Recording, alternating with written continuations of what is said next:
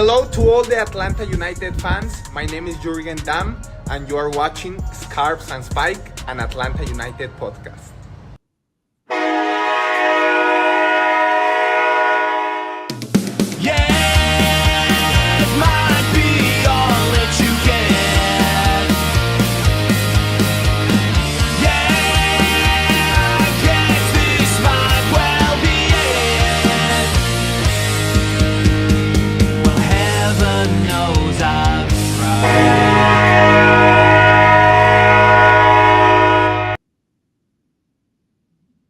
Welcome into Scarves and Spikes. Sydney, Tyler, Tommy with you for our midweek podcast ahead of Atlanta United's match against the New York Red Bulls on Saturday evening, 7:30 p.m. at Mercedes-Benz Stadium. Gentlemen, how are you? I'm ready. I'm ready to put last week behind us. Tommy, are you ready to put last week behind you? I don't know. It's the Red Bulls, so I'm really scared. Atlanta. It's always scary with Red Bull week. I know. How many times have Atlanta beaten the Red Bulls in the regular season? Just once, right? Just twice all time. Isn't that right? That's a little number. Mostly when it matters. On Saturday. Have to chase it on Saturday. Guys, you know what today is, right? As we're recording this podcast, you know what today is, don't you? Hump day? Well, that too. But you know what today is? What happened 8 years ago today? Yes. Right? Yes, we do. Tommy, you know what happened 8 years ago today, right? Was the first game of Atlanta United? That's the first game of Atlanta United history against, coincidentally, the New York Red Bulls. So this weekend will be the 8th anniversary weekend of Atlanta United taking on the New York Red Bulls at that stadium, March 5th, 2017. The memory actually popped up on my Facebook earlier today. When I was on Facebook, I saw it pop up, and I'm like, oh my gosh, has it been 8 years already? What were you doing 8 years ago, Tyler? Real quick. 8 years ago. 8 years ago. That feels like a lifetime ago. I had a totally different career, totally different job. I was mostly getting into this team watching from home. Tommy, what were you doing 8 years ago? I don't know. I was checking Facebook memories to see what I was doing 8 years ago. This is a memory. Remember what you were I put doing. my house up for sale. Oh, you put your house up for sale 8 years ago. Yep. So that's what I did 8 years ago. Thank you, Facebook. Wow. Facebook jacks up all kinds of memories. And that just came up on Facebook today. So is there a picture of a young Sydney on there? So the picture I took was of the field. So it did not have a young Sydney in it. I want to say, when I see pictures of you, when we started this, without a beard, it's crazy. I don't remember that Sydney, but when I see the pictures, that it comes back. It's like those movies where they put they hide a memory in your brain, and then you see the picture and everything comes back. Right. I can't imagine a beardless Sydney. Jason Bourne over here. Mm-hmm. Yeah, right. No kidding. I can't remember beardless Sydney personally. But 8 years ago, Wednesday, March 5th, 2017, Atlanta United's inaugural match against the Red Bulls. They'll take them on again on Saturday at Mercedes-Benz Stadium. A little bit later on, Mo Edu will be joining us, guys. He will be presumably on the call Saturday with Keith Costigan of Atlanta United versus the Red Bulls. Always good to see Mo back at the Bez, and we'll have it for the first time on the show here. Exciting. We're looking forward to it. Real quick, as always, we want to thank Atlanta's own Sweetwater Brewery Company for their support of Scarves and Spikes. They brew the Rally Peach IPA, 420 Extra Pale Ale, and more. And don't forget, guys, the Sweetwater 420 Fest, April 18th through the 20th at Pullman Yards in Atlanta. Visit sweetwaterbrew.com for more information. Scarvesandspikes.com for everything you need. LA United coverage, our coverage, of course, of this weekend's match coming up. Lots of stuff going up there. Patreon.com/Scarves&Spikes. Hit that up as well. After this show, if you're watching live, we'll be doing an AMA, a mailbag episode only for our Patreon backers, I should say. So patreon.com/Scarves&Spikes if you're watching this live, or if you're listening after the fact on Apple Podcasts, Spotify, and iHeart, subscribe. Patreon.com/Scarves&Spikes. Signia by Hilton Hotel also will be there March 16th ahead of the Inter Miami match. That's Sunday night, guys. We're busy. Messi people. may or not be playing. Man, who cares? Who cares? We already saw him. You know, I was thinking, I had two Yes. less kids. You were going through the spiel. I had two less kids whenever this happened back in 2017. That's right. That's right. It's wild. Like I said, it was a lifetime ago. How old were your kids, Tommy? 8 years ago. Oh, I can't math right now. Let's Seven? take the 7 current and age is 6? minus. Yeah, current age is 7 and minus 6. 8. Yeah, 7 and 6. It's a lifetime ago. Mhm. Pre-COVID. Yeah. It was It's before insane. they were teenagers and they were nice. Yeah. Well, Tyler has a teenager of his own. Well, you have 2 teenagers, right, Tyler? Yes, I do. 2 teenagers and 2 little ones that are maybe slight terrorists, but they're very sweet. Right. Yeah, they are. They are. Before we get further on in the show, guys, Tommy, you have an apology to make. Let's start off with that. I spent so much time trash talking Fanatics. So much time trash talking Fanatics that I wasn't going to get this till April 5th, I think it said. Right. March 5th. March 5th, I got You it. got your jersey I finally. got it in the mail. It was like 2 days later after we did the podcast, I got the alert that MLS store was shipping something. I'm like, I don't know what I ordered besides the. Oh no, is it the kit? That's what I said when I was opening the email.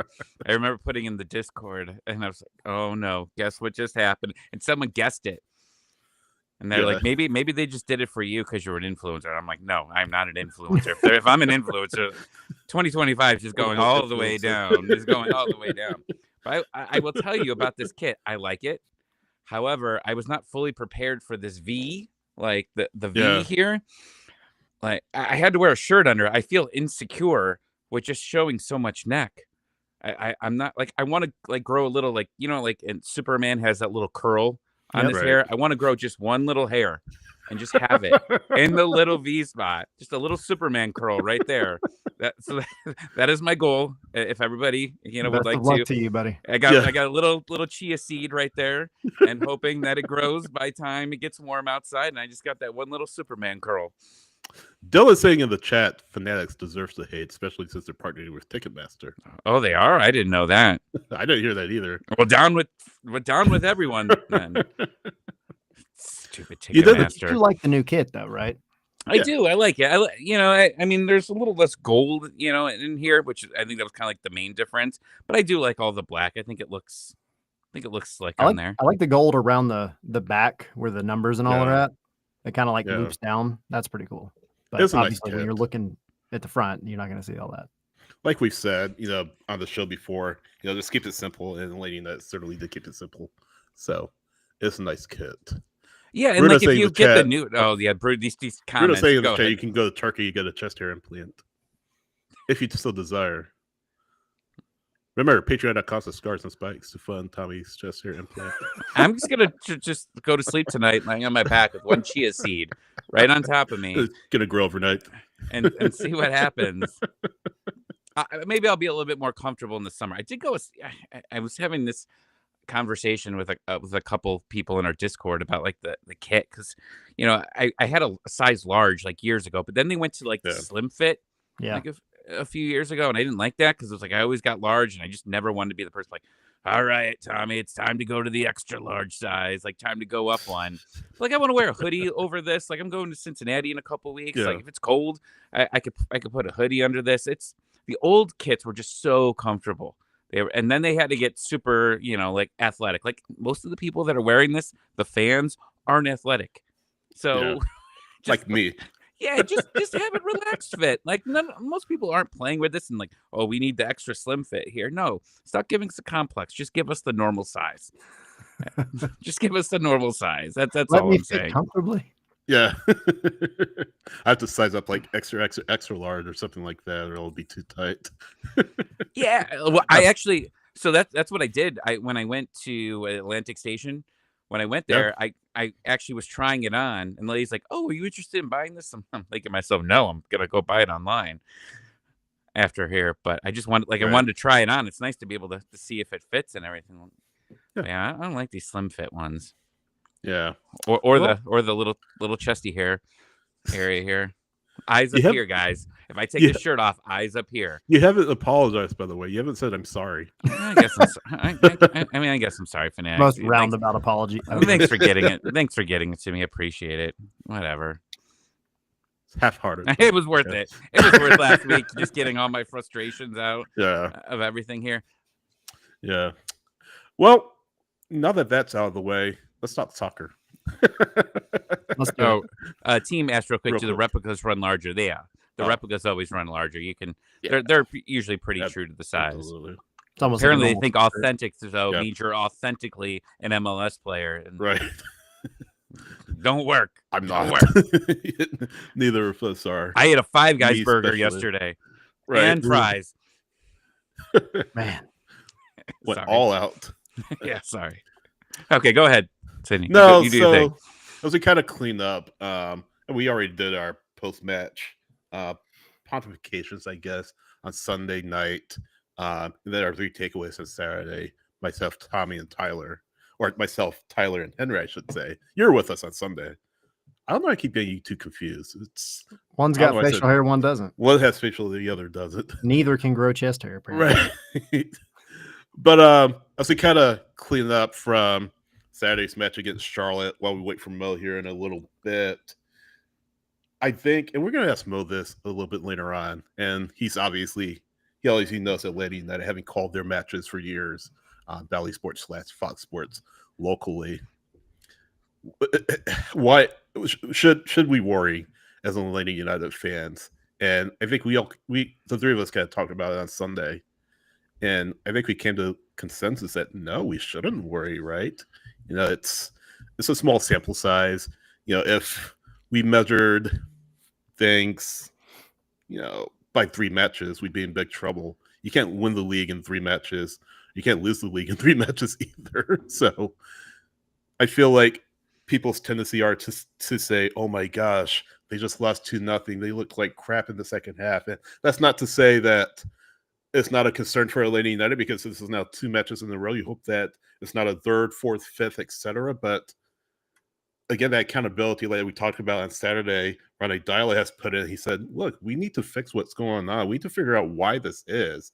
It can't be fatigue because they look good in the first half, and that's what he was saying. He's saying, look, we have to come out with our hair on fire on both halves. What happened in the locker room to make them play this way? So it's not a fire drill right now, but again, if you don't get these fixed, these become bigger issues down the road, guys. Ronnie Dial is actively working on fixing it, and I'm sure we'll talk a little bit more about the training session from yesterday, and of course tomorrow they have another one.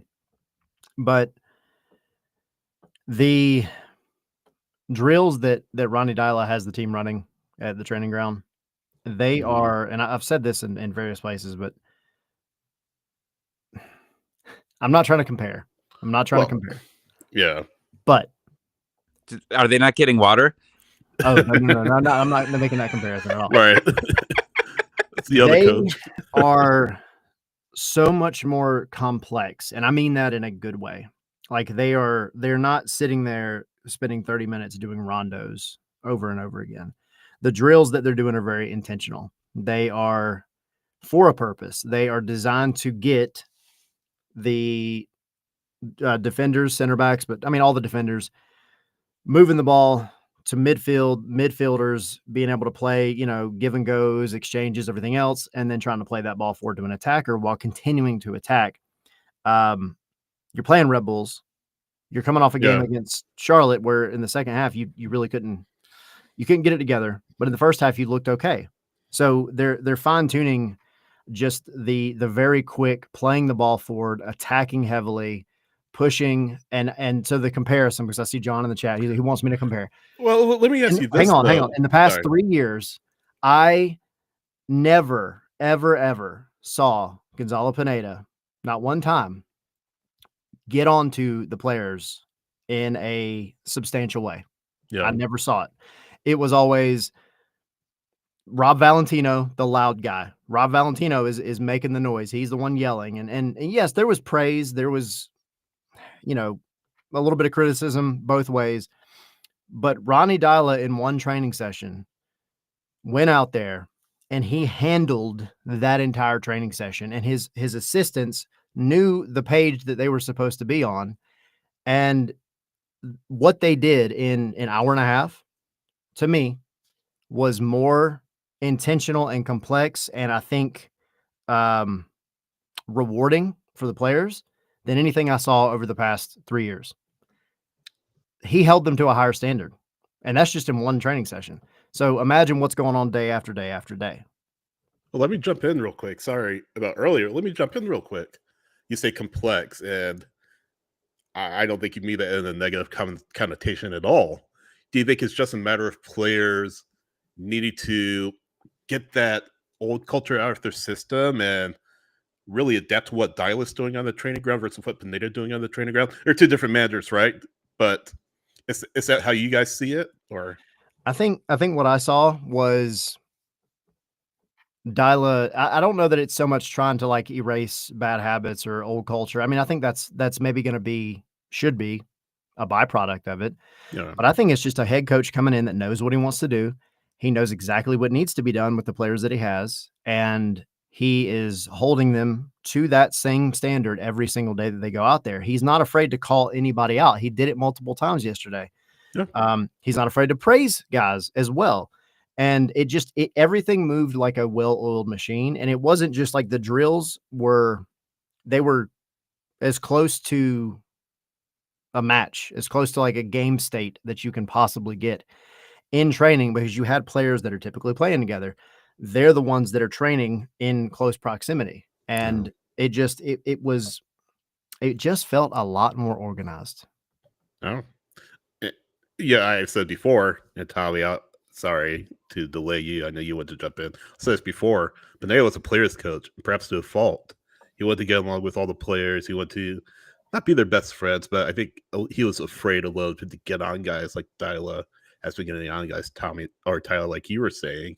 So it's different. Players aren't used to that. The players aren't used to. I'm not gonna say they're not used to being held accountable, because a lot of these players have played for different clubs. But the old way, you get the sense, is no longer acceptable. This is a new era, a new regime, a new culture, and players need to get on the same page with Dyla, or they're not going to play. He's made that clear. You either improve or you're not going to play. He doesn't like stagnation. He doesn't like players just doing the same things over and over again, not taking that next step. He wants to see improvement, or he'll bring in players that can improve or can play. Yeah, we can't be too worried about any of this right now. But when does it start becoming a trend? And that's what we'll ask Mo here, and when he comes on in 15ish minutes. But someone put it in the chat as well. The schedule right now is very favorable for Atlanta in the way that you're at home, right, for the next 3-4 weeks. However, it's the Red Bulls, who you have problems with, Miami. Then you go on the road to Cincinnati, and that's an interesting match because there's going to be a lot of players missing, probably out of both teams because of the international break. And then you have New York City coming. You got to rack up points here. And I understand you have injuries, and hopefully Pedro Amador is able to make an appearance. Probably not start, but at least make an appearance. He looked good yesterday. And that's great. And you said Brooks Lennon was a full go, so that's great. But he's probably still a few more weeks. Yeah. The contact, make sure that he's good there. Which it's a long season, so that's absolutely fine that they play safe with it. But you need to get points in this month, because that summer road trip from hell is going to be here around the corner, and you can't go into that lacking points. They just didn't give us an easy schedule early on, though. And that's what just makes this all difficult. Like, we all know that we need to be patient with this team. We've said that. Were we surprised in game one against Montreal how good the offense looked? Was it the offense? Was it just Montreal not being great defensively? And then we see what happens in Charlotte, where you get some chances in the first 30 minutes. I thought they looked great. But then after that, kind of died out until maybe towards the end, when you had a couple chances by Tiare and Mascara, which still had to be bangers to go in, but they didn't look great. for the rest of that game offensively, and we got to go into a home game, and they have to turn it back. The offense needs to look like how they did against Montreal, and they need to be able to finish their chances. Unfortunately, we can't be put in the situations where we were like around middle summer, around the transfer window, where we're towards the bottom, and now we just got to start watching other teams, drop points and scoreboard watch. We got to get up there. If we're supposed to be a top 4 team, right, with a top 4 Right. offense, I understand you have injuries, but you still got to be able to get through them. You still need to be able to get some clean sheets. You still need to be able to maybe just allow 1 goal, win 2-1, which I think is quite a few of our predictions for later. Yeah. But that needs to happen. And this week is absolutely a huge test. I don't care that it's the Red Bulls, and I don't care that next week's Miami either. This team needs to be the high-flying Atlanta. Well, let me ask you this. You say we need to be patient. Devil's advocate, how patient do we need to be with this team? They have a $22 million striker. They have however much he played from Miranchuk, and I'm sure we'll talk about him a little bit later on. Like, you have him. We talk about Almirola obviously coming back. You have Saba. We talk about, hey, we need to be patient with the team. It's going to take a little bit for them to gel. But if I can play devil's advocate, how long do you think it will take for this team to get to a place where things are clicking in the attack? Because, Tommy, you're absolutely right. There are flashes against Charlotte where maybe on another day the ball goes in the back of the net. And that's football sometimes. It happens. But like you were saying with the second half struggles, at what point does it become a worrying trend? And I guess that's more of a rhetorical question more than anything at this point. I mean, I don't think you can, obviously, and I know rhetorical question. I don't think you can put a number on it, but right. You just have to string together a handful of wins, sprinkle in a draw or two. But this team desperately needs a winning streak, a legitimate winning streak, and you can do it. And I think that's the biggest thing about Charlotte and Montreal. To be fair, this was not a team that pooped the bed like entirely. They had 2 second halves that were less than stellar, and I think Sure. it's everybody knows that. Everybody on the team knows that, like, the way they played in the second half was night and day compared to what they did in the first half. Yeah. And we asked Slish about it yesterday, and he said, the coaching staff, they've all sat down with the players to try and pinpoint, like, all right, what do we need to adjust here that's going to keep everybody from just kind of like checking out in the second half. And he said, a lot of us are really, we all have to look inward, and you're not going to get an easy direct answer out of that. I do appreciate Ronnie Dyla. He'll tell you straight up, like, this is what I'm going to do to fix it. This is a mental thing. It's kind of hard sometimes to put that in the words, but I'm sure that question will be asked to him tomorrow. But at the end of the day, I mean, this team is not playing poor soccer.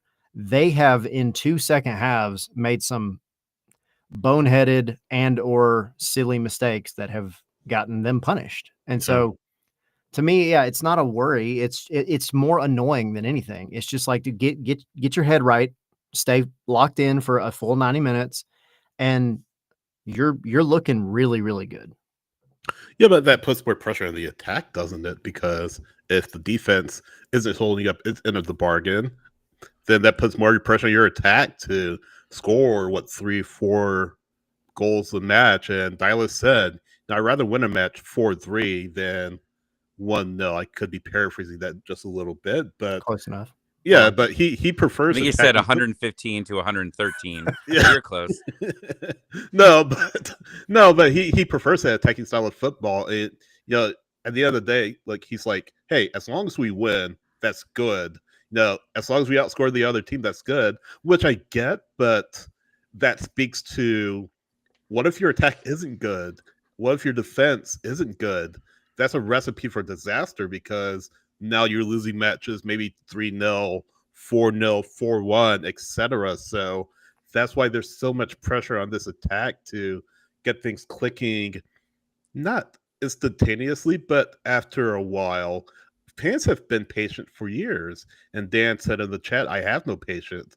Understandable. This team barely snuck into the playoffs last year. There have been some lean years over the past few seasons. We talk about 2017 and 2018.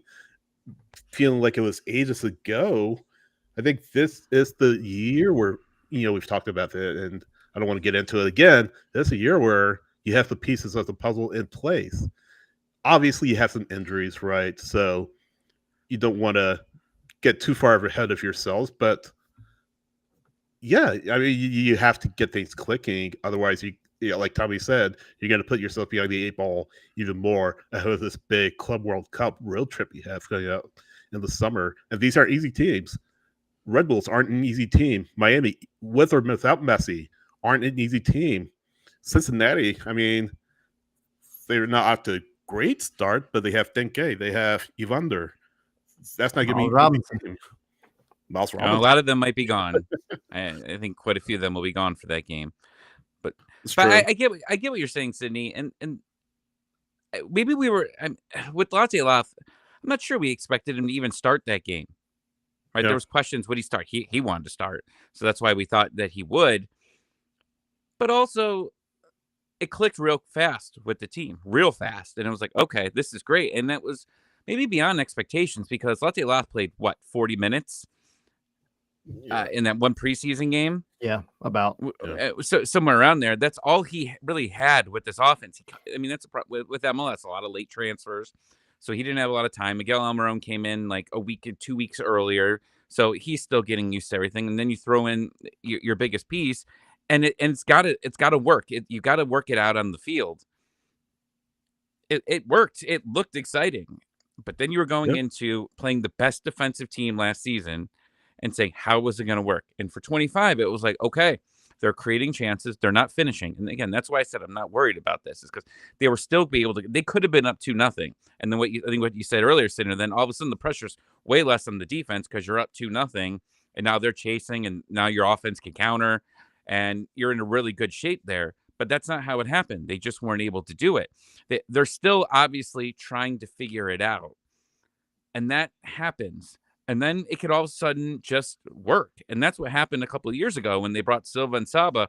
It looked okay. And then Miami was like that Miami game was the one where it all came together, and what they put up like 5 goals, I think. 5-2, yeah. Yeah. It was there, and it was pretty much working the entire season. You need that game. Now, is it the Miami game next week where all of a sudden this turns on? It's like, oh, what a coincidence. It's the Miami game that the offense turned on. or is it this Saturday? And I think it has to be this Saturday. You have to be able to see moments of it. And the Red Bulls have only allowed 3 goals so far this season. They're not bad defensively. I mean, they're going to put a lot of pressure on this team like they always do.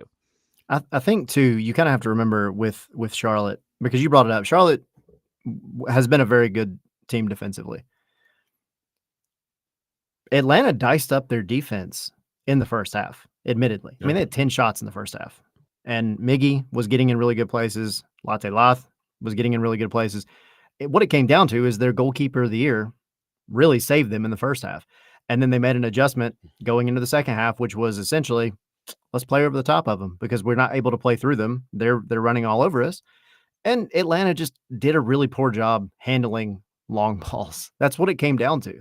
It wasn't that they just got necessarily outplayed. Charlotte, to be fair, they finished their opportunities, and that's what the game's all about. Atlanta has to do the same thing, but they have the talent to do it. They really do. I mean, sometimes you're just going to have, and yes, I get, like, there's always that that notion that it seems like every goalkeeper just tends to have an amazing game against Atlanta United. But with Charlotte, reigning goalkeeper of the year, give them a little credit. I think it's too early to start being super concerned. Now, again, this is like the 7th or 8th game of the season, and we're still having these same exact conversations. Then yeah, something's got to freaking change. Right. But we're not there yet.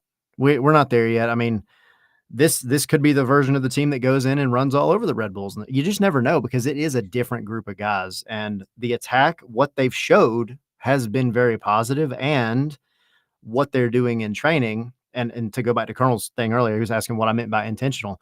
What I mean by that is they're very specific with the type of drills that they're doing based on what it is they want to do. It's not just a, one size fits all. Let's do some training sessions. Let's do some certain things that, makes us feel good. Like, these are intense, very focus oriented drills, and they're designed for the opponent that's coming up. So I think all that, it just points to, I mean, the team's going in the right direction. I'm not concerned yet.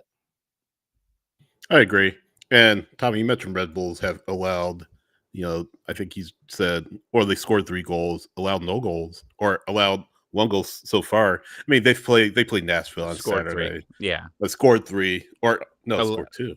Scored 2, allowed 1. Scored 2, allowed 1. So it was 2-0 against Nashville, then 1-0 against Red Bulls. So maybe, again, small sample size. Against Cincinnati, of course, it's projected to be a bit of a better team in MLS. Nashville, jury's still out to some extent. But just to kind of add some context. But again, small sample size. Like I say, you can't win MLS Cup in the first 2 matches of the season. I feel like you can lose it, or you can't lose it. Can't lose it this to start early. Quick. You can't start. Quick, I mean, you're in an okay place right now. Yeah. You could start losing it once it gets to 90-degree weather. Once you get into the mid 90s, then you start to worry a little bit. This is a league that has a Seattle Sounders team that literally rises from the dead whenever they want to and every figures it year. out. Red Bulls last year. Seattle reference, late things. There you go. I mean, Red There we Bulls go. last year terrible in the end of the season, but they got it in the playoffs and they made it to the championship. I mean, that's the kind of league that you have.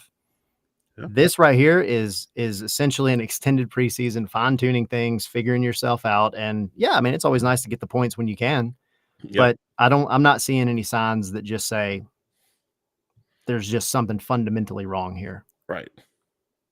Agreed. And you know what else is nice though? I'm trying to segue. Trying to find a good segue. It's nice to have Mo Edu on with us. That was a great segue. No introduction needed. Mo Edu, MLS Season Pass, former LA United analyst, along with Kevin Egan on Fox Sports South, Valley Sports South. How are you? Good to have you. I'm good, man. The intro was straight to the point, and I like it. No, absolutely. Thanks for We don't coming waste on. time here. Yeah, straight to the point. No, listen, thanks for joining us. Looking forward to having you on the call with you and Keith on Saturday when the Red Bulls come to town. Always good to have you back in Atlanta. So yeah, let's get into it. Latte Lot. Let's start with him. Obviously, the big signing, $22 million signing for Atlanta United, MLS record. So when you look at Latte Lot, and you obviously have had a lot of exposure to Atlanta United, having called their matches for years, how does that elevate not just the profile of Atlanta United, but really MLS as a whole? I mean, first of all, Atlanta United, yet again, just showing them, right? Record signing, they break the bank. They feel like this is a guy to take them in the next direction or in the right direction. And they go out there, splash the cash to bring him in. And for Latte Lot, like a first game, you score a brace. Like, it's not a bad start to your career. What I like about him is he fits when you think of Atlanta United and you think of the glory days, right? The football was fast, the football was dynamic, the football matched the intensity that you get from the fan base at the Benz for the 17s. And what you felt from an energy standpoint, if you're a fan watching the game, even if you're watching on TV, right? The game just always felt electric.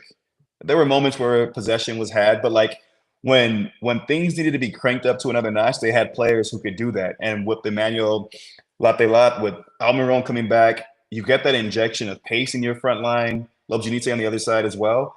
And to me, it seems like game one was a good sign of what could happen. Even in the second game against Charlotte, that first half, on a different day, it's 2-3-0, right? With the chances that were created, the way that Almiron found ways to get into the final third, Latte Lot. I mean, the guy's pace is crazy. It's unfair. It's a cheat code. It's I mean, yeah, when you have that element, that just automatically gives you a different way to attack. It gives you a different threat because it forces center backs, it forces defenses as a whole to be on their toes. You can't always play a high line now when you have a player like that who can tiptoe that line and know that he can beat you in a foot race. So I like the signing.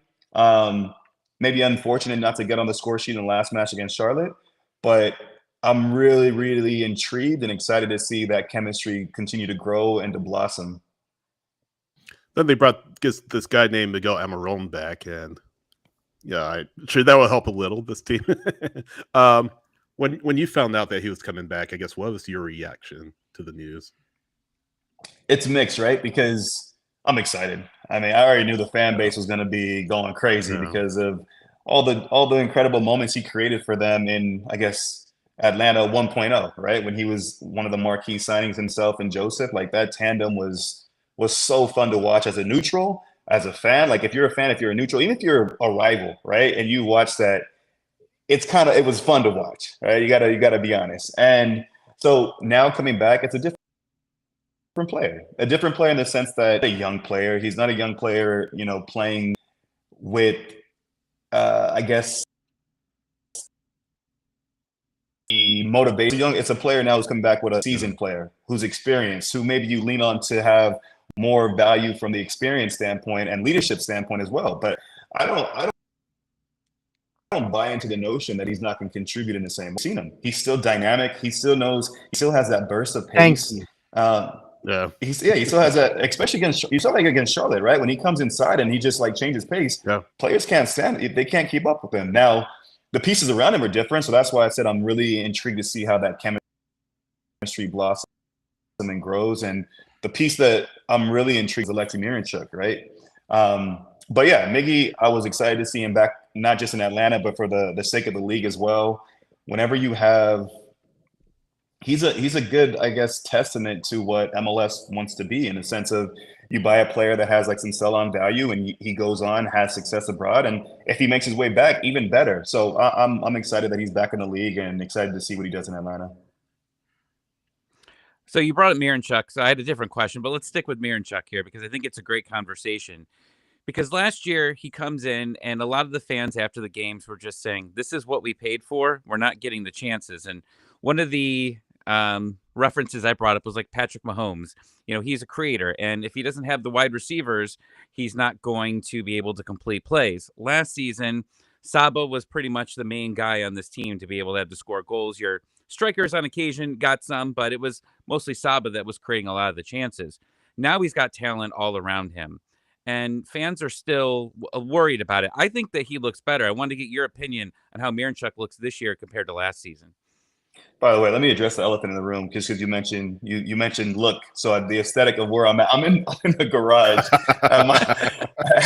at my buddy's house. My son's getting a haircut, so let me just get that out of the way. Apologies for that. No, you're good. Hey, last year, I'll let you know now. Kalen came on. I tell this story every time something comes up about this. Kalen did this from the hair studio, literally in the chair. So we're not judging at all. I was gonna be in there, but I was like, it's gonna be too loud, man. Too much noise in the background. So it's all good. With Miranchuk, it's hard, right? I think last year, I agree with some of the assessment of last year that maybe he needed some better options and some options that could match, because I think he has a good passing range, really good passing range. He's a good footballer. Like, when you see him play smooth and comfortable on the ball, he doesn't bring the same level of dynamism that you get from like an Almiron or a Lobjanidze or an Emmanuel Latelat. But my expectation from him, especially watching the last match, I want to see more. If I'm being honest, I want to see more, because I think he can give more. So I want to see more, and not just, I want to see more on both sides of the ball. I want to see him just find ways to get involved in the game a little bit more, that the game doesn't bypass him.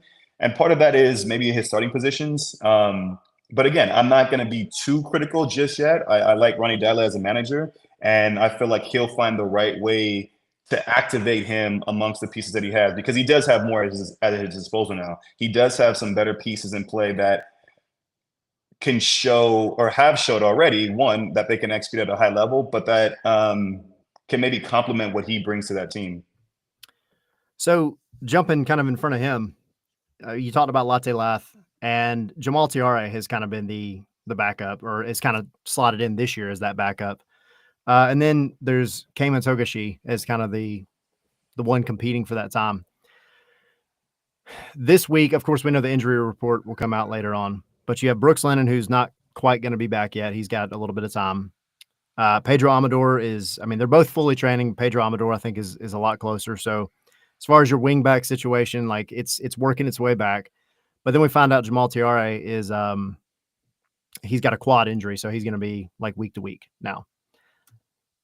What do you see out of this team early on in terms of how they can continue to kind of create the chemistry and or keep the chemistry cohesive when so early on you have so many kind of little bits and pieces that are having to be changed out? Yeah, that's the nature of it, though, right? This is part of it is the manager's role now to figure out how to still maintain a high level regardless of who's on the pitch. But in saying that, these are early days, right? This is almost like these first couple matches, and you take them with a grain of salt, because the first match you always approach and say, all right, this is setting the bar. This is the first game of the season. But in hindsight, you also know that there's still going to be a little bit of preseason rust, and that can roll into the second week as well. I don't. The season is never won in the first week, in the second week, in the first month of the season, right? So you have that little buffer to grow, to get players established more, to build that cohesion. When you bring in new players, that's one thing. When you bring in a whole new manager as well, there's still that acclimation process. The fact that you don't have your best 11 on the pitch, you haven't seen your best 11 on the pitch yet, the first two matches, that's a massive boost in my mind. Amador is going to bring a lot. We saw what he brought last season. Brooks Lennon, I think, is going to give that team a different look from that position, playing alongside Almiron. I think their combination could be really beneficial, because it'll really free up Almiron to just have freedom to float inside and pick up pockets more narrow. So, to answer your question directly, yeah, that's football. You look across any team, any league, any country. That's the best teams find ways to still get results when their best players aren't available. When they're down to the bare bones, they find ways to get results because, in theory, no one player should be bigger than any team. Obviously, you have your superstars who carry you and can win you points when you don't necessarily deserve them. But with this Atlanta United side, there's enough pieces to where when a couple guys are out, they should still be going into games confident that they can get results. So overreacting is what sports are in 2025. Everyone overreacts. And you've had two games in, and both second halves have been below average. They've been a little scary. They've been sloppy defensively. Now going into this game, when should we start worrying about these second halves? Well, there always should be concern. Like, you don't want to start to make when you keep doing a habit over and over, it becomes kind of second instinct, right? It becomes more of a part of who you are, a part of your DNA, right? And so as soon as possible, the second half mistakes that have shown themselves in the first 2 weeks, it's not just the fans, it'll be the players who are the first ones to look in the mirror and say, we have to correct this. The manager will be on them about, we need to correct this. And part of it's a mentality shift. Maybe you have a conversation at halftime that, hey, this game, the first 5-10 minutes of this second half, we're winning all the duels. We're the ones committing the first fouls. We're getting the first set piece, the first corner kick, whatever that looks like. I do agree with you, because I go back to just the most recent game against Charlotte. If they execute a little bit, they're a little bit sharper in the final third in the first half, they're up a goal, maybe 2 goals, right? And then second half, the 2 goals you concede, the manner that you concede them, that's what will frustrate the players in the group, because you watch those goals back. They would have done video leading up to this next game against Red Bull, and they'll look back on that and go, okay, the play could have been cut out here. It could have been cut out here. The play could have been dead here, right? And so you take that on board, and you just hope that this doesn't become something that now teams are keying in on. Like, hey, if we get through this first half, we know they're going to give you chances in the second half, because then it becomes a mentality thing, and you don't want that to start to creep into who you are from an identity standpoint. Yeah, I want to ask you, as a player, you've played in MLS, you've played in Europe. So from a player's perspective, how do you stay in that right mindset of, okay, we maybe didn't play well in the second half, we just got to get after it on the training ground and just be ready to go in the next match? The training ground is one thing, but the reality is you get judged based on what you do on the pitch on the weekend, right? And so the beauty of sports is there's another game that's coming at you relatively quickly. And it's a chance for you to either confirm things that you've shown in the previous games or right the wrongs of the last match. And so that's the challenge. You think these center backs are watching that back and going like, yeah, I'm okay with that. No, hell no. They know that they're the first people that they got to look at when these plays happen, and whether that's themselves being better, whether that's holding players around them accountable, whether that's, if they felt like the rest defending wasn't on point and that's what led to the goal because they weren't positionally set up to deal with a transition moment like that, then you have to address all that. But yeah, from a player standpoint, there's conversations that are happening all the time and they have to be ongoing. That's in training, that's leading up to the game, that's in the game, that's at halftime, that's in the moment, right? And this is where you need leadership. This is where you need guys to assume that responsibility and to want that responsibility, to not just hold those around them accountable, but to lead through their actions. And I think there's players like that on this team. It's not just Brad Guzan is wearing the armband, is the only one that's vocal. And no, you look through that team and you see guys speaking and taking action through, whether it's verbally saying things or their actions pushing guys along. You see the communication between Derek Williams and Gregerson, for example. Like I do see these things, right? Now it's about how can you start to develop a level of consistency. A clean sheet goes a long way to helping to erase all that stuff and getting your minds tuned in as to what it should look like from a defensive standpoint. So you've played against Red Bull, as a player in MLS. You've called a number of their matches as a broadcaster. So when you look at Red Bull, and obviously we're familiar with the energy drink soccer, the high pressing, just the constant pressure that they put against teams that traditionally in Lady United have struggled with. When you look at them now under Sandro Schwartz versus what they were under Jesse Marsch, Chris Armas, managers before him, how are they the same and how are they different? I mean, I would still say that they have there's certain things that you associate just with Red Bull, which is like, the intensity and the high pressing moments, the counterattacking moments. I think sometimes we discredit them and make it seem like they don't have good footballers as well, which they do, right?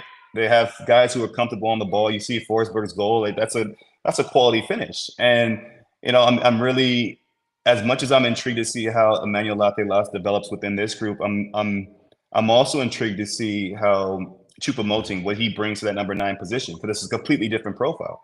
A different profile to Van Zier last season and strikers that they've had in the past, where it's a more physical presence, a bigger body, a guy who's good in the hold-up play. And so that in itself gives them a different element, a different dynamic. And that front three of Forsberg, of Choupo-Moting, of Lewis Morgan, if he's fit, they can cause problems in this league. So the similarities are, you're still going to get that element of intensity, of direct play at times. But with that, there is a savviness, the cleverness that some of these guys possess and can bring to this team. So midweek, getting ready for the game, at this point, are there any matchups between these two teams that you're just specifically keyed in on? Yeah, I'm intrigued. The striker matchups first and foremost. 2 new strikers to either side. I thought Ajiman against the two center backs last game, more so in the second half, he was a handful, right? And I think him not just being your prototypical striker who's going to stay between the 18, he's willing to run into challenge at times. He has pace as well. He's not just a really static striker. There's some similarities between him and Choupo-Moting in that regard. So I'm interested to see that matchup, the number 9s on either side versus a center back, because that always plays a role. And if Red Bull decide to try to press higher up the pitch, that outlet ball to Latte-Las will be on. There will be space to exploit. So directly that matchup, but then I'm also looking at Miguel Almiron and how they deal with him, how they just deal with that right-hand side, because to me, that's been the more dominant side for Atlanta United. And I mean, respectfully, it makes sense. So just trying to see how they match up in terms of when he drifts more centrally. That's why I'm excited to see Brooks Lennon get back. I think Edwards has done well. I thought he did really well in the first half against Zaha. I mean, for a young kid to be playing against a global star, I thought he looked very comfortable. But Brooks Lennon is a player who's established himself. He has a track record in his league, and his delivery from a wide area will be interesting because you have to respect that.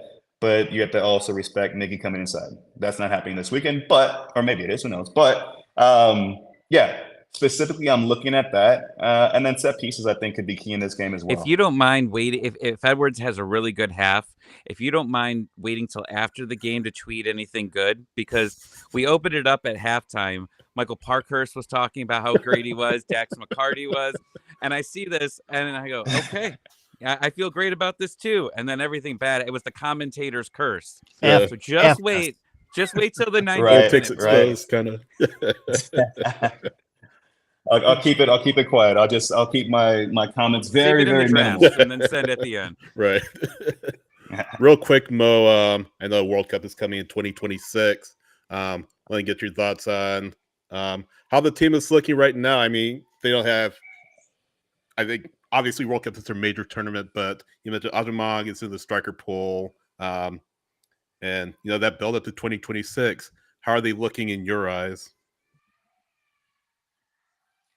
I'm okay with the team right now. I like that there are players, and this is the beauty of sport, right? The team that was there 4 years ago, 3.5 years ago, whatever, the team that was there last summer, the team that's there, that might not be the exact same group of players that are going to be playing in 2026. There's always opportunity for new players to emerge. You mentioned Patrick Ajiman. Yeah, he's announced himself, given an opportunity. Let me rephrase that. Not given an opportunity, earned an opportunity, and he took it. He was prepared for the moment. Diego Luna shined in that camp as well. A couple other players.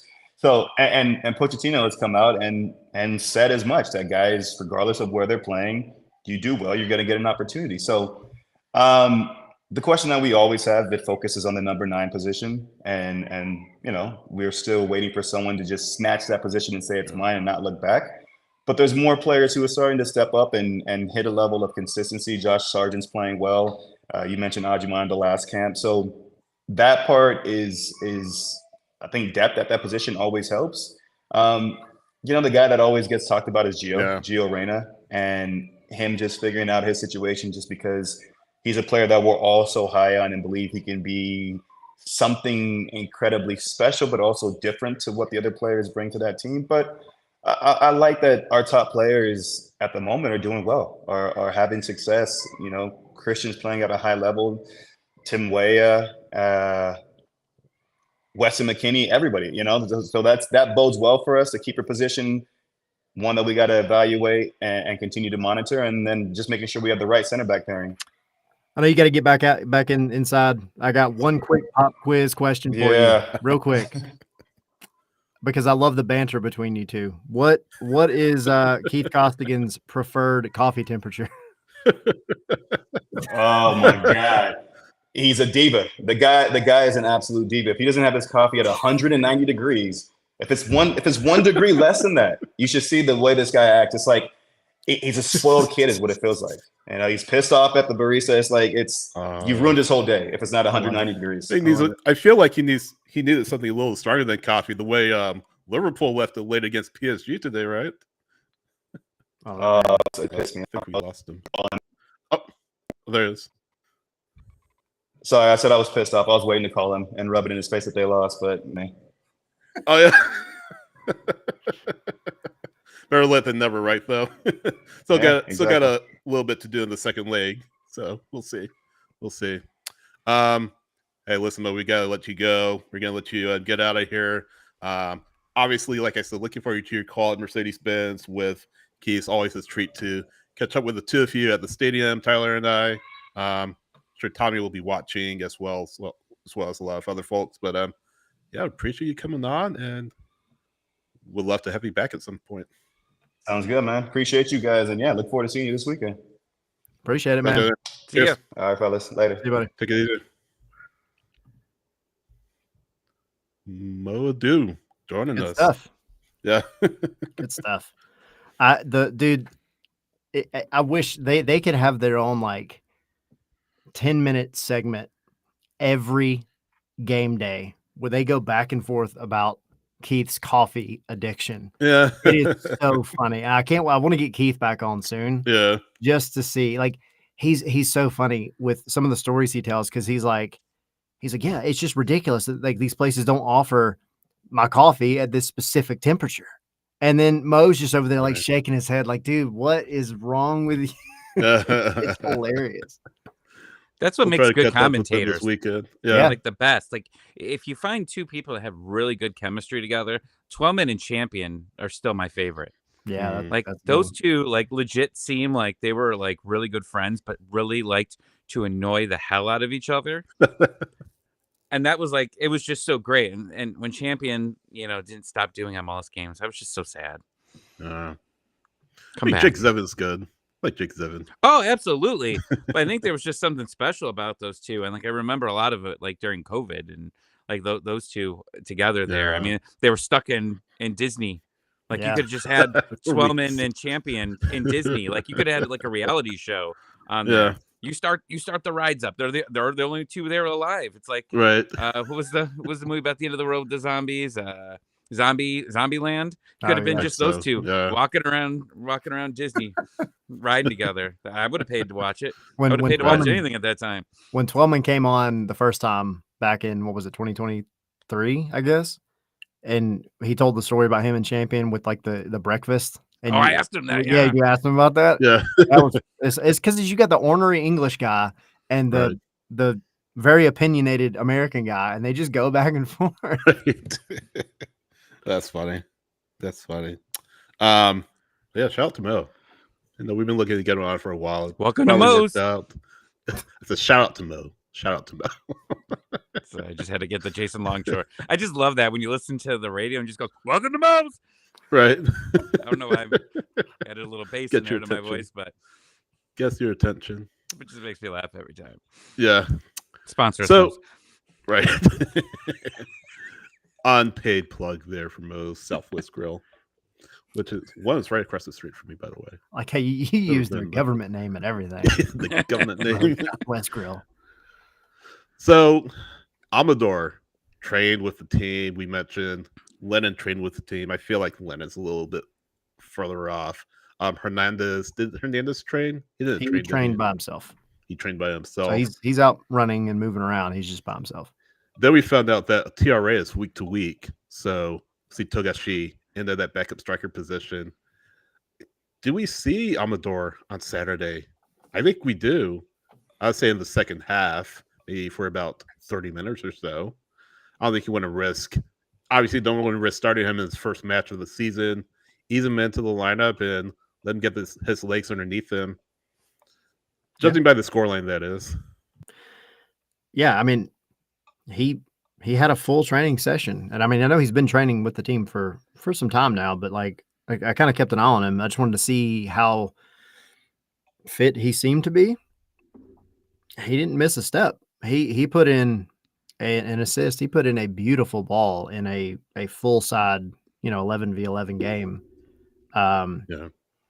Got the assist out of it. It was like, I say vintage last year, 2024. Right. Pedro Amador. I mean, it was a beauty. Like, it's what he does. He had just a split second to tee it up, and he put it on a dime. I think it was for Cayman Togashi, who went up for the header. Beautiful. So I hope we get to see some more of that soon. Yeah.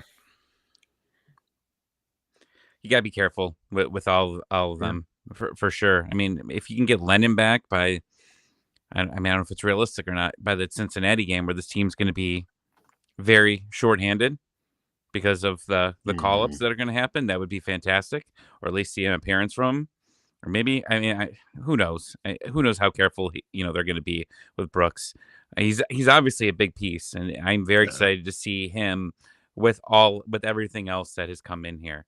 I think that's something that we're maybe just not ready for, because people give Brooks a hard time. All of a sudden he's like the best player, then he's the worst, and definitely last year the team was struggling because the crosses couldn't go to players, right? But he didn't have anybody to pass to for so long, and then look, he gets Giacomakis and things work, and now we can learn Latte Loth can jump, and you've got Gregerson and Williams has had a ton of opportunities last year. Like he's got options here. I want to see how he plays under new management this season and have him combine. We just didn't get to see enough of Amador and Lennon. I want to see more of that, throughout the whole season. Have them both there, have them, and then obviously have Gregerson, Williams, all four of them back there. Let's get some clean sheets. Absolutely. That's. And what Mo said, like it builds confidence if you can get some clean sheets here, and that would be huge for this team. It's going to be hard against the Red Bulls. It's going to be a very intense game, But if you could do that, that's going to make a lot of those players forget about their mental breaks against Charlotte or some of the silly mistakes they made in Montreal. It's saying, okay, we're building, we're getting better here. Right. That's what we need to see. But it's going to be a war, as it always is with the Red Bulls. That's why, like, even thinking about it's like, okay, well, could Amador start? I don't think you want him to be being able to start this game again, because it's going to be intense, and you might need him if the game's close. There, I would love to have him in there for a beautiful cross over to Latte Lath, and I don't know, the 86th minute. Not only can is that a prediction? Well, Tyler is the only one that can write Atlanta United fantasy smut on here. I'm writing it here, and Amador to Latte Lath in 86th minute. 86? Cool. Why not the 90th? Why not stoppage time? let's get crazy. My heart can only handle so much. I would like to have some comfort in a win. It would be nice to just have one where we didn't have to leave it late. Right. No, exactly. Hey, better leaving it late than losing. I mean, yes. I'll take that all the time. 100%. Yeah. But Mo mentioned Choupo-Moting, and Choupo-Moting, the former Bayern Munich striker, new signing for Red Bulls this season. Sort of the, I guess, replacement for Van Zier. But then, of course, you have Lewis Morgan. I think he's still injured. You still have him. Obviously, Carlos Coronel in net. You have Forsberg, who is going to be looking for a much better season than he had last year. He's looking to build on what he did in 2025. So I think he's going to be a handful. Choupo-Moting is going to be a handful. Morgan, if he plays the same, just signed a contract extension. J. Mike Tolkien is going to be a handful for players out there. So, we talk about the press. We talk about the pressure that Red Bull, the style of play that they prefer, that energy drink soccer. And, it's they have, like Mo said, good players on that roster. They really do. You went way back in the comments to find that comment. You went all the way back in the comments to find the comment about my lips. Who? Yeah. Oh, I know it was you, Tyler. I knew Sidney wasn't. He was talking. He couldn't do two things at once. You saying he can't multitask? No. Yes, that's exactly what I'm saying. He was deep in thought. He was saying such good things. He can't do two things at once like that. You went back and found that comment? I mean, I didn't have to go far. It was still relevant. Well, yeah. Did you guys hear what I just said, though? We did. And you're right. Word. You're right. That's what I say to a word.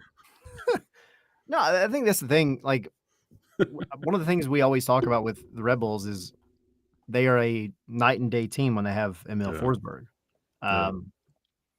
You look at when he was injured last year and just how much this team struggled. He really does help round out the team because he takes the pressure off a lot of the other guys. He's just that prototypical, like, forward that's going to bring in the attention, and it helps out the rest of the team. It just opens up, and in a way, that's exactly what Miggy and Latte Lath are here to do. So you've got him, and yes, they made a couple of signings, and we go back to like MLS Mondays and the preseason. Red Bulls, I think, in the beginning of the preseason, were one of those that we thought, like, are they going to be able to make just the one or two moves to get where they should be? And I think the answer now is yes, but they still have to prove that they can score goals, which was a big problem last year. They were not very attack oriented, but again, that goes back to Forsberg being healthy. So it is admittedly a more well-rounded version of the team than last year. I'm an idiot. I said Tolkien. I forgot he got sold in the offseason. I guess I'm just so used to seeing him in a Red Bull kit. So. I mean, he's no longer there. He cannot hurt Atlanta United. His mullet remains. His mullet hasn't made undefeated yet. Undefeated. What else are you guys looking for? Who else kind of stands out? We mentioned Forsberg. We mentioned Morgan, although he's week to week. Coronel, of course. On Coronel's day, he is as good as any keeper in MLS. What else are you guys looking at on their roster? I'll just say real quick, Coronel, I agree with you, but I think if you can fluster Coronel, he falls apart. I think he's one of those that struggles to be a goldfish, for the Ted Lasso reference. I think if you can get him early, it throws off his confidence a lot. And I mean, I know it's all easier said than done. We talk about scoring early, and I saw it back in the chat in the beginning. But yeah, I mean, you get one early and let it open up the game, because then they're going to have to press way higher. Yeah. And then it's going to allow Latte Life to have space in behind, like Mo was talking about. If they press that high, they're exposing themselves to a beautiful long ball into that 40 yards of space between the center backs and Cornell. And that is Latte Life's bread and butter. He will feast on that kind of ball. So, yeah, I mean, to me, it's not even so much about a specific player. Forsberg, to me, is the key. Yeah. If he can do what he does, then obviously it's a very dangerous time for Atlanta. But I will say, Forsberg is not the fastest guy out there. And for all the defensive struggles that Atlanta's had in the first 2 games, they do have some speed. So I think you can remedy some of your mistakes if you have them just with your athleticism.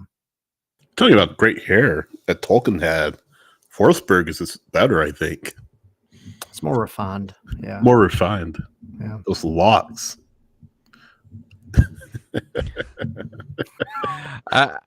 It's now a hair podcast. We've done a lot of talk about hair. Right. Yeah. I think it's just really it's all on Atlanta at this point. It's them to play great defensive soccer. Don't turn off. And then for the offense, it's just coming together, taking advantage of those situations, being able to link up, know where each other are running. And I think that I can't say that it looked bad, because they still had their opportunities, and it definitely seems close. Miranchuk, both games have had opportunities to be able to score some goals, and he hasn't really gotten much on the ball. It's been very easy, shots for them to stop there. But we really just need to see the offense take over in this game. If you can get ahead of the Red Bulls early, you're in real good shape. It's hard to do. It's always been hard to do. And I'm excited to see. That's what every week, it's how does this offense continue to evolve?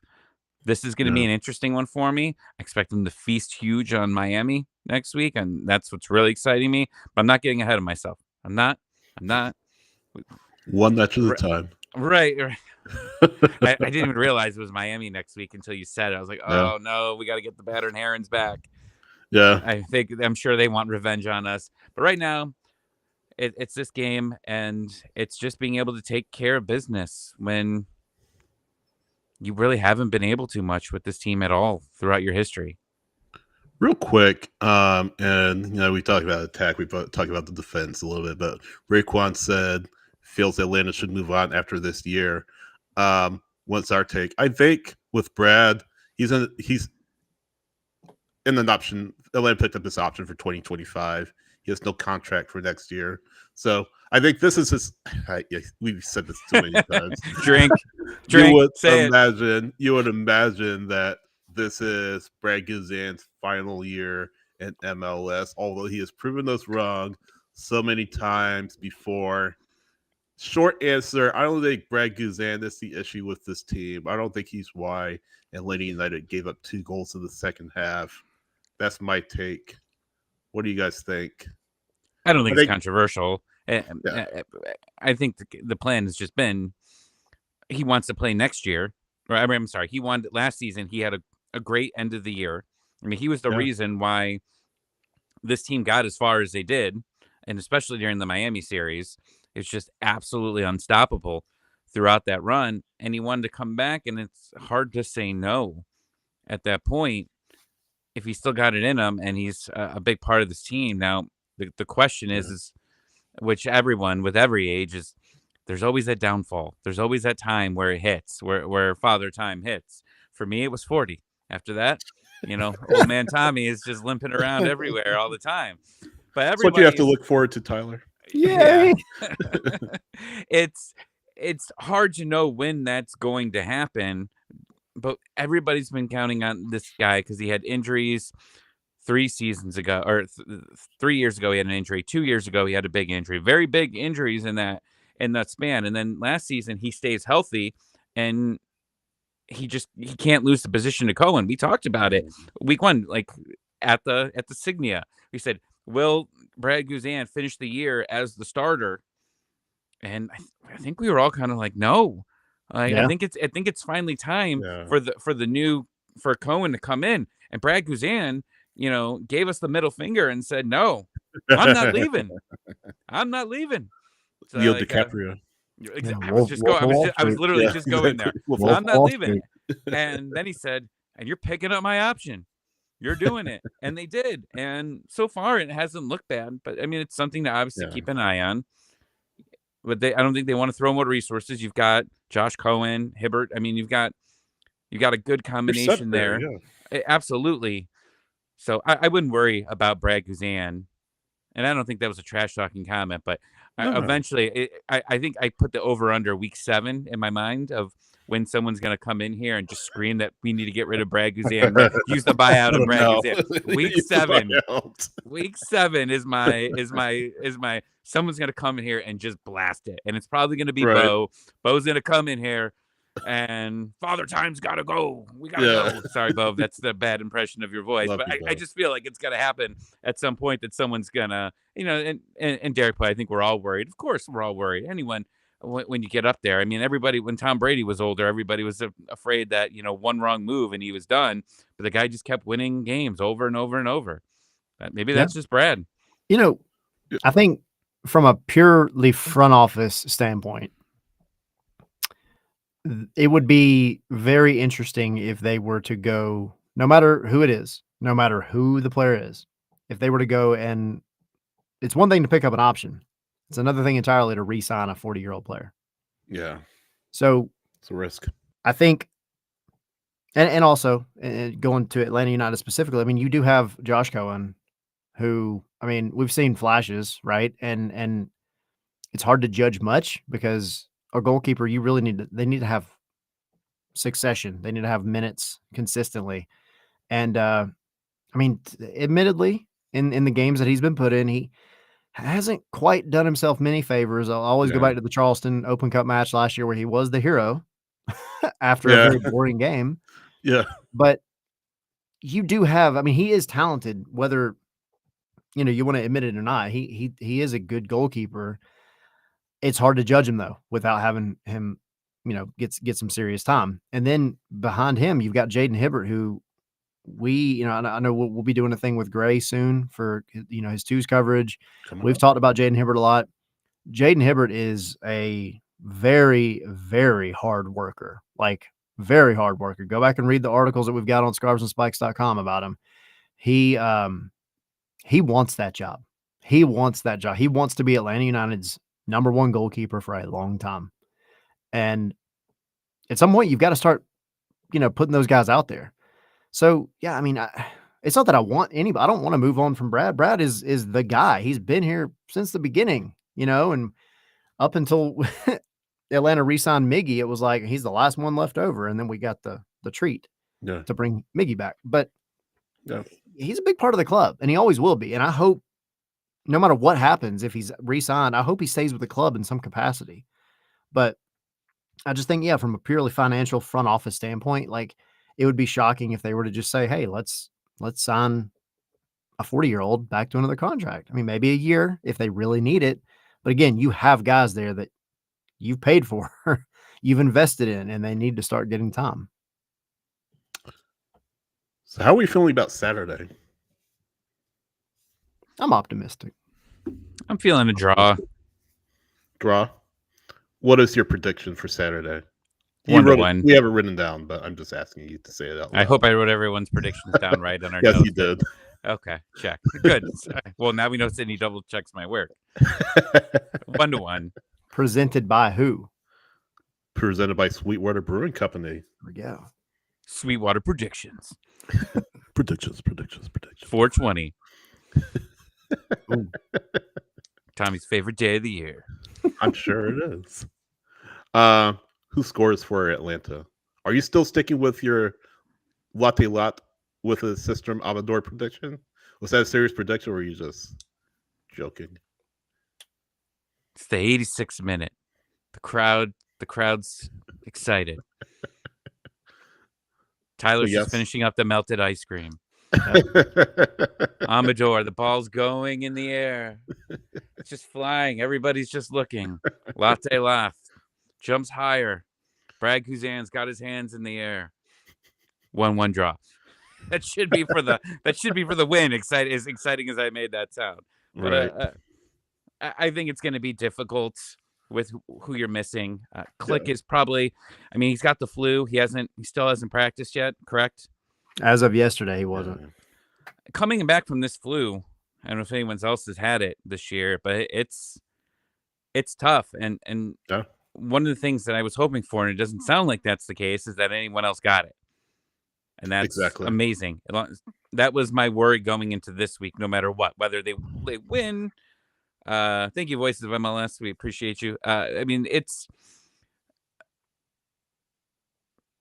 you worry about it, win or lose. It's just they're all together all the time, 24/7. So will they start getting that? But it sounds like everyone's okay. So knock on everything that no one shows up, and we're doing lineups on Saturday, Right. and we start making those big eyes going, what? Because I mean, we were talking about, starting we had no idea. We were talking about, Right. well, he's old, he's an older player, they're giving him rest, and I was like, it's week 2, Sydney, he doesn't need a rest. I actually knew he was sick. I just didn't want. I couldn't say it until it was revealed. So You were Just gaslighting me inside baseball on this show. Not gaslighting. I was trying to stall and wait for the lineups to come out before I was able to reveal the cause of his absence. So We need to have like, gaslighting. if you go like this, like make your eyes like crazy eyes, Signals. and that Blink tells me 3 that you times. know something that I don't. Right. Or you could just do the friendly thing and be like, all right, I'm going to text Tommy and just say, don't say anything. With I a little did. shh. I did it in our chat, but you didn't see it apparently. I was on the phone. Well, I was in the car. I couldn't. That's I can't. that's do, right. I Henry saw can't it, do 2 I'm things. sure. That's right. Ah. I'm sorry. Well, Just I will do a pivot weird next wink time if you you're know driving. something that I don't next time. It'll make me feel. No, Tyler, don't do that wink. That was just weird. Right. That was just- My prediction is 1-0 Atlanta. I think Red Bulls are going to be tough to break down, like they always are, and I think that Atlanta nicks a goal late to win the match. Maybe Latte Lot scores, maybe Almiron scores. I think who do I want? Latte Lot or Almiron? I think Almiron scores. I think Miggy scores. Heroes welcome back to Mercedes-Benz Stadium, even though it's his second home match. But I think he scores, and Atlanta wins 1-0. A really hard-fought match, really defensive match. I don't think there'll be a lot of chances, but I think Miggy nicks one for Atlanta, and they end up with the 3 points and the clean sheet. Tyler, what do you say? I like a clean sheet. I see Kjell's comment talking about for Sweden, Forsberg, 21 goals, 9 assists, 90 matches. And he said, let's keep him scoreless against Atlanta. I think he gets 1. And I think Latte Lath and Miggy get 2 total, not each. I mean, that'd be cool, but I think it's going to be 2-1 Atlanta at home. I think the defense is still going to have some things to figure out afterwards, but I'll take 2-1 Atlanta. Dallas says 2-2 in the chat, or 2-1 in the chat. Zilf 2-2, Edgar Hey, 2-2. Sorry. Zilf, the one and only. Ulmer says 5-2. Ulmer's trolling. 5-2 Atlanta, I hope. I hope 5-2 Atlanta. He didn't say what team. I assume Atlanta. We'll assume Atlanta. Who said that? Maybe it was Edgar. I don't remember when we were doing it. He said they were going to lose 4-0 to Charlotte.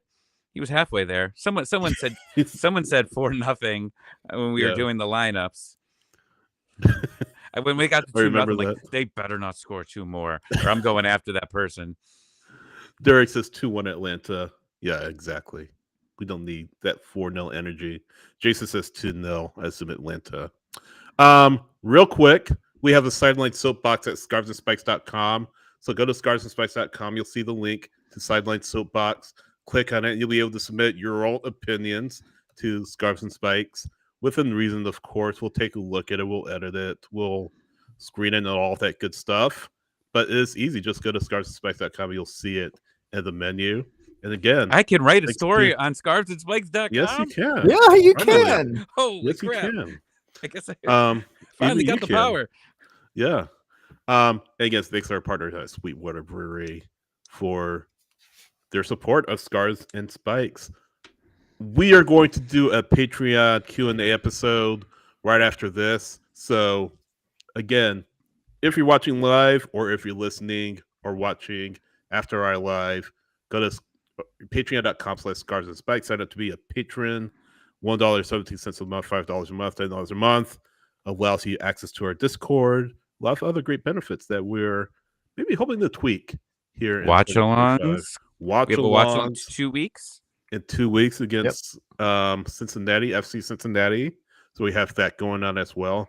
But a lot of great benefits to being a Patreon backer. So patreon.com/Scars and Spikes. Follow us on social, X, Instagram, Blue Sky, Threads, Facebook, all that good stuff. Take our audio with you as well. Subscribe on Apple Podcasts, Spotify, and iHeart. I think that's it. I read That's off all the almost it. housekeeping notes. That is What do you almost got? it. One more? One more thing, because we kind of left out Gray saying 2-1 to New York. Jackson. Jackson. saying- Oh, the rest of our Yes. Scars and Spikes prediction. Jackson Sorry. saying 1-1. And Henry saying 2-1 Atlanta. Okay. So there's Sorry, your guys. full gamut of predictions. Yes. Now is that it? Did I miss anything? That else? is it. That is it. Can I hit the music? Hit the music. Let's think up something fun to say. This I has can't got to believe be you a made better. fun of me for Oh, winking. what'd you say? You made This fun is of me your for winking. territory. I'm not the one that had interesting relations with a water bottle. Dude, no. What? No. No, Hold no, on, it's not a hold on, water hold on. bottle. No. That makes it better? That needs No, context. No, because last week while you were gone, Sydney, someone said that I was drinking out of a Mountain Dew water bottle, very Suggestive. romantically, and we had a good week. Me and the Mountain Dew bottle, but we've decided to separate. It was a rough time. It was a rough week for me. I mean, you get Atlanta United lose. John Cena turns heel. Oh, I'm trying to bring that up on everything that I'm on. And then obviously then me and the Mountain Dew break up. It's been a rough week. I'm glad y'all Tommy broke up. Moose. It was Yeah. not a good fit. Not Do a you good guys fit. have Mountain Dew Livewire in Atlanta? Yes. Really? I only Yes. have one. I have a Mountain Dew guy. Now, it's not like it sounds a little bit weird, but I do have a Mountain Dew guy because they don't sell Livewire anywhere in Cleveland except this one gas station that's right down the street from my house. And the guy, when I go in there, he goes, "Tommy, getting me here for your Mountain Dew?" Yep. Man, I don't know what I'm are- gonna do to that water bottle later, apparently, according to our listeners, but I'm buying two, baby. there are two GOAT Mountain Dews. Baja Blast. Yes. Baja Blast. is No, off you the just chain. need to stop. You just need to stop. Well, That's the no, only one. there is one. There is one. Go The ahead. original, the original Gamer Fuel. That stuff is amazing. Baja Blast is Interesting definitely Livewire. S tier. in Yeah, my Baja book. Blast is legit. They have a purple one coming out. I think it's called Barney. I don't know what it is. As long as it's not called Orlando, I'm Right. fine. Yeah. All right. Let's go I'm record heading this page.